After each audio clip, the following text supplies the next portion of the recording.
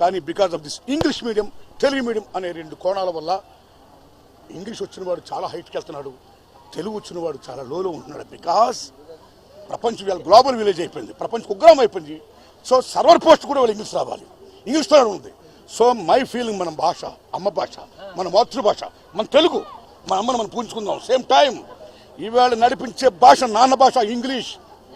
జీవితం రెండు కూడా ఇంగ్లీష్తో ముడిపడి ఉన్నాయి. కాబట్టి ఇంగ్లీష్ మస్ట్ నేర్చుకోవాలి.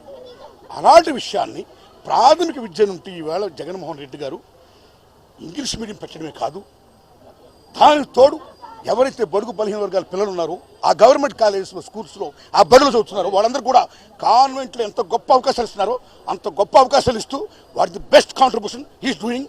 That's why wholeheartedly I'm putting salute to mister Jaganmohan Reddy garu. అరే కన్నీ చాలా బాగున్నాయి కాబట్టి చెప్పే కదా మీకు, నేను బాగున్నాయి కాబట్టి చెప్పే కదా. It's like English medium right. Sorry enough.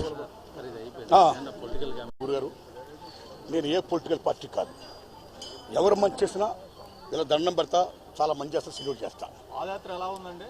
ఇప్పుడు నేను ఫీల్ అయ్యేది ఏంటంటే గురించి, రేపు పొద్దున్న పొలిటికల్ అనేది అంతిమ నిర్ణేతలు ఎవరండి? ప్రజలు అంతిమ నిర్ణేతలు రైట్.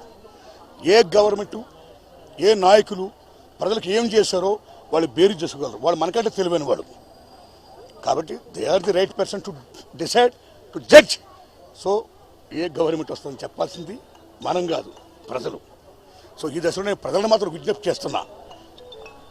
ఓ ప్రియమైన ప్రజలారా, the value of vote, Ambedkar మహానుభావుడు అందరికి ఈక్వల్ ఓట్ ఇచ్చాడు. The importance of vote, the value of vote ఒక ఆయుధం మనకది. అలాంటి ఆయుధాన్ని మీరు మందు కోసము, బిర్యానీల కోసం, ఎవరో ఓటుకి 10,000 20,000 ఇస్తాను దానికోసం, డబ్బు కోసం కాకుండా అది మహాపవిత్రమైంది. ఆ అమ్మని మనం కాపాడుకోవాలి. ఆ పవిత్రమైన ఓటుని ఎవరైతే, ఏ నాయకులైతే మనకు బాగు చేస్తారో, ఏ నాయకులైతే మనకు ఆసరాగా ఉంటారో, ఏ నాయకులైతే మనకు అండా దండకుంటారో, ఎవరైతే మనల్ని అభివృద్ధి చేస్తారో, పురోభివృద్ధి చేస్తారో ఆ నాయకులు ఎన్నుకొని దేశ భవిష్యత్తుకి మీ ఓటుని ఒక ఆయుధంగా ఉపయోగించాలని నేను ప్రజలను కోరుకుంటూ, దయించి ఈల్డ్ అవ్వద్దు, మామూలు ఆటలకి వీటికి ఈల్డ్ అవ్వద్దు. My humble request.